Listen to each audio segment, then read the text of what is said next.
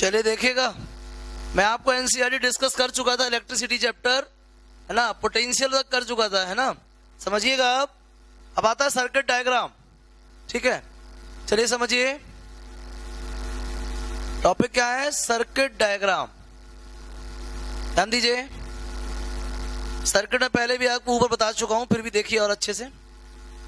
We know that an electric circuit as shown in the figure 12.1। चलो देखो 12.1 सबसे पहले सर्किट डायग्राम दिया था आपको, ठीक है। देखिएगा,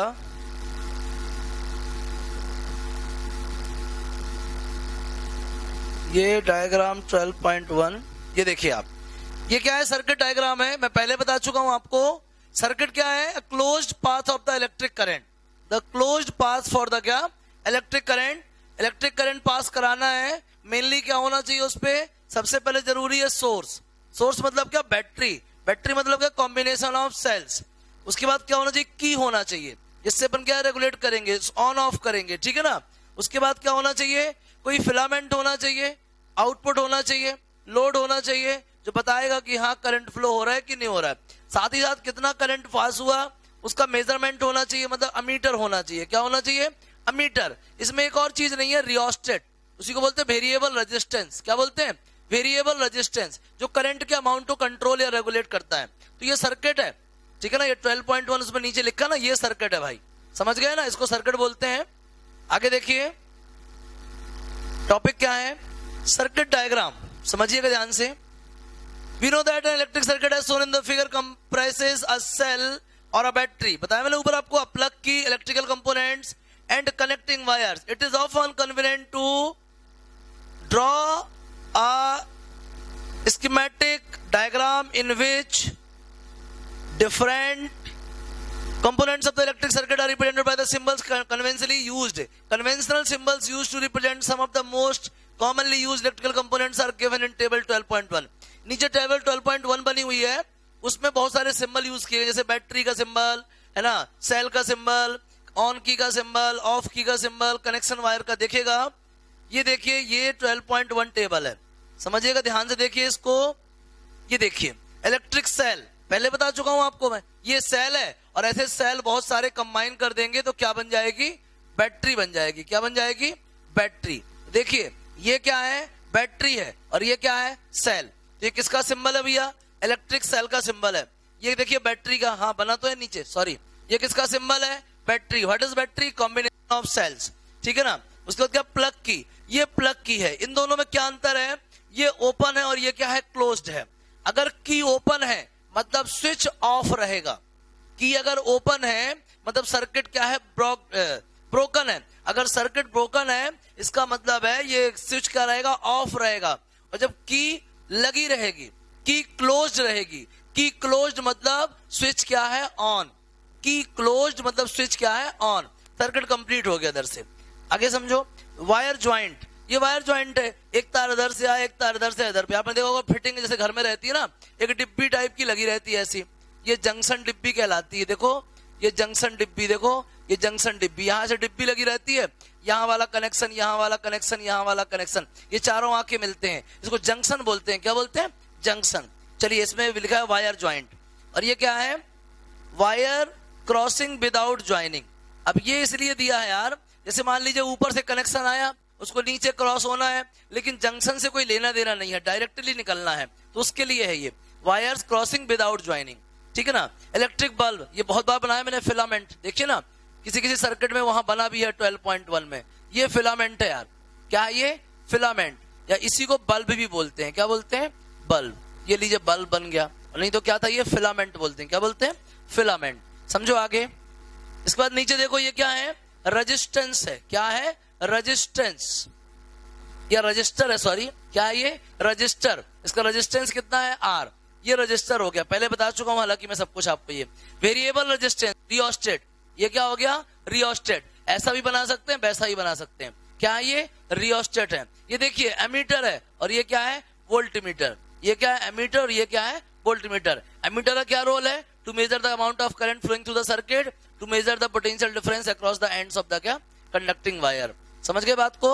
अब आती है कहानी किसकी, ओम्स लॉ की। बात को समझिएगा, क्या है ओम्स लॉ, इसको समझना है। Ohm's law Is there a relationship between the potential difference across the conductor and the current through it? Let us explore with an activity. समझिएगा, एक्टिविटी पढ़ते हैं.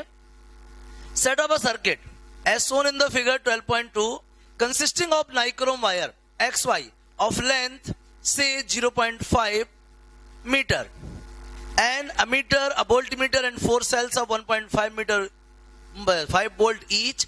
Nichrome is an alloy of nickel, chromium, manganese and iron metals. ठीक है, खैर बात करते अपन किसकी?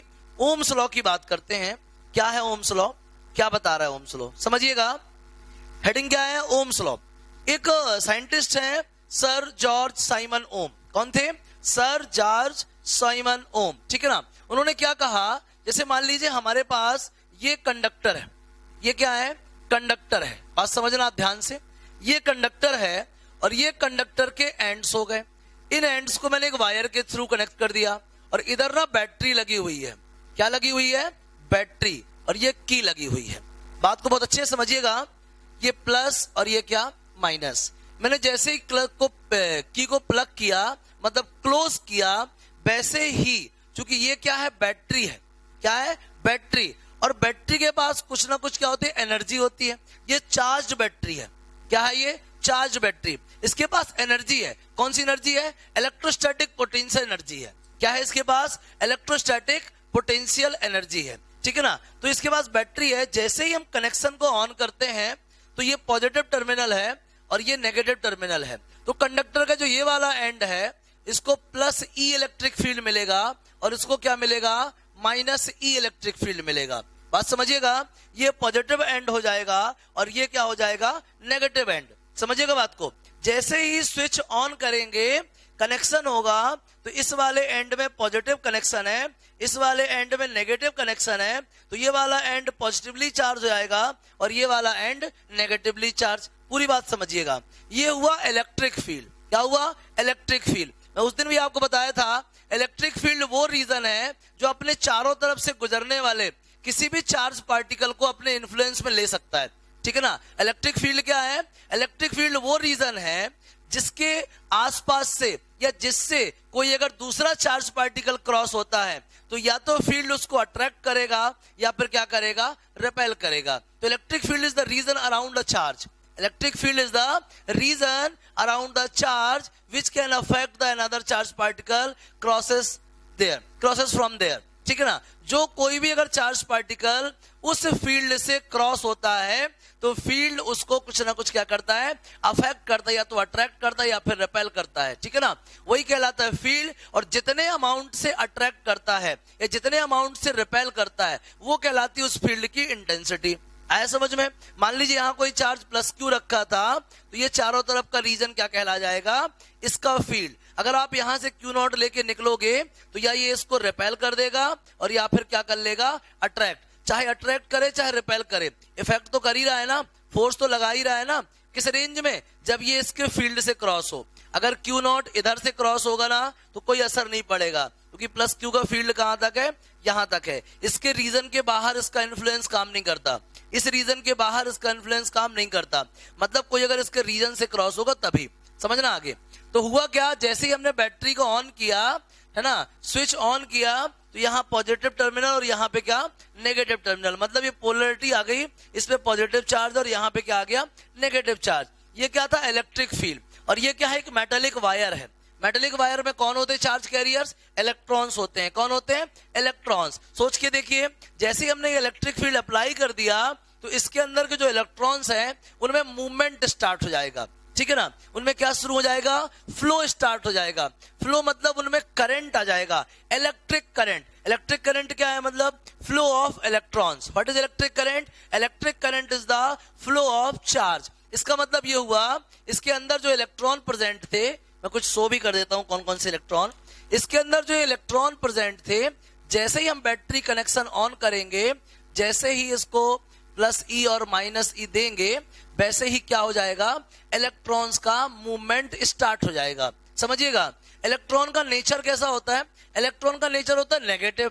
और यहाँ पे कौन सा एंड है? पॉजिटिव. डेफिनेटली इलेक्ट्रॉन क्या होंगे, इस पॉजिटिव एंड की तरफ मूव करेंगे। अब मेटेलिक वायर में बहुत सारे इलेक्ट्रॉन होते हैं, क्योंकि सिर्फ और सिर्फ एक कूलाम चार्ज में 6.25 इंटू 10⁻18 इलेक्ट्रॉन्स होते हैं। इतने सारे इलेक्ट्रॉन्स होते हैं, तो जैसे ही हम इलेक्ट्रिक फील्ड अप्लाई करेंगे बहुत सारे इलेक्ट्रॉन्स पॉजिटिव एंड की तरफ मूव करने लगेंगे। मूव करेंगे क्या, बहुत सारे अमाउंट में फ्लो होंगे। तो बहुत सारे अमाउंट में फ्लो होने को ही क्या बोलते हैं अपन, करंट।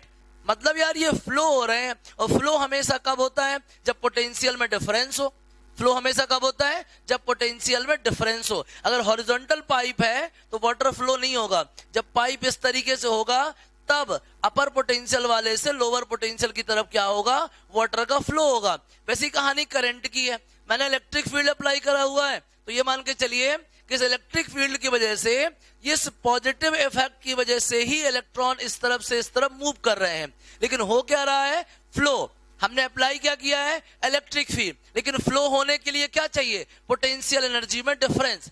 फ्लो होने के लिए क्या चाहिए, पोटेंशियल एनर्जी में डिफरेंस, मतलब इलेक्ट्रिक पोटेंशियल डिफरेंस। क्या चाहिए बोलिए, इलेक्ट्रिक पोटेंशियल डिफरेंस। इसका मतलब है इलेक्ट्रिक फील्ड अप्लाई करने पे अगर चार्ज में फ्लो स्टार्ट हो गया है, इसका मतलब है भले ही हमने इलेक्ट्रिक फील्ड अप्लाई किया है, लेकिन इनके एंड्स पे क्या हो चुका, पोटेंशियल डिफरेंस डेवलप हो गया।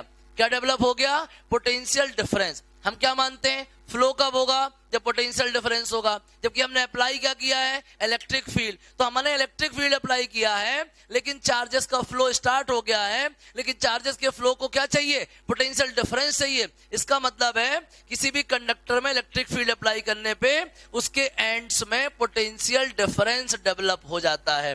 क्या डेवलप हो जाता है, पोटेंशियल डिफरेंस। अब देखिए इस कंडक्टर की लेंथ L है, तो कितना पोटेंशियल डिफरेंस डेवलप होगा, E इंटू L।